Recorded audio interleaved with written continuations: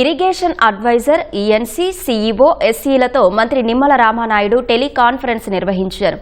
ఆత్మకూరు, డోర్నాల ప్రాంతంలో భారీ వర్షాలతో వెలిగొండ ప్రాజెక్టు ఫీడర్ కెనాల్కు గండిపడి నీరు చేరిందని అధికారులు వివరించారు.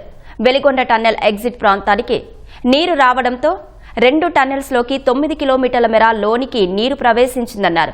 టన్నెల్లో పనిచేస్తున్న 250 మంది కార్మికులను సురక్షిత ప్రాంతానికి తరలించామని అధికారులు తెలిపారు. టన్నెల్లో డీ వాటరింగ్ పనులు వెంటనే చేపట్టాలని అధికారులను మంత్రి ఆదేశించారు. గుండ్లకమ్మ పరివాహ ప్రాంత అధిక వర్షాలతో అవుట్ఫ్లోను 70,000 క్యూసెక్ల నుంచి 1,00,000 క్యూసెక్లకు విడుదల చేస్తూ వాటర్ మేనేజ్మెంట్ చేస్తున్నట్లు అధికారులు వెల్లడించారు. గుండ్లకమ్మ వరద నేపథ్యంలో ప్రకాశం, బాపట్ల కలెక్టర్లు దిగువ గ్రామాల్లో అవసరమైన జాగ్రత్త చర్యలు తీసుకోవాలని సూచించారు. ఒడిశాలోని వరదలను దృష్టిలో ఉంచుకుని ఉత్తరాంధ్రలోని బహుదా పట్ల అధికారులు అప్రమత్తంగా ఉండాలని మంత్రి చెప్పారు.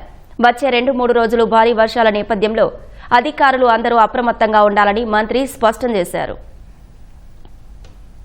1,20,000 క్యూసెక్కుల వరకు కూడా గుండ్లగమ్మకి వరద వచ్చేటువంటి పరిస్థితి ఉండడంతో 1,00,000 క్యూసెక్కులు ఆ యొక్క గుండ్లగమ్మకి మరి అవుట్ఫ్లో వదులుతున్నాం. దీని ద్వారా కింది గ్రామాలు కూడా అలర్ట్ చేసేటువంటి విధంగా ఆ ముందస్తు చర్యలు కింది గ్రామాలకన్నిటి కూడా అలర్ట్ చేయమని చెప్పేసి కూడా వాళ్ళకు కూడా చెప్పాం. ఆ ఫీడర్ కెనాల్ నుంచి బ్యాక్ వాటర్ అంతా కూడా టన్నెల్లోకి దగ్గర 9 కిలోమీటర్ల వరకు కూడా ఆ టన్నెల్లోకి వాటర్ పోవడం కూడా గుర్తించడం జరిగింది.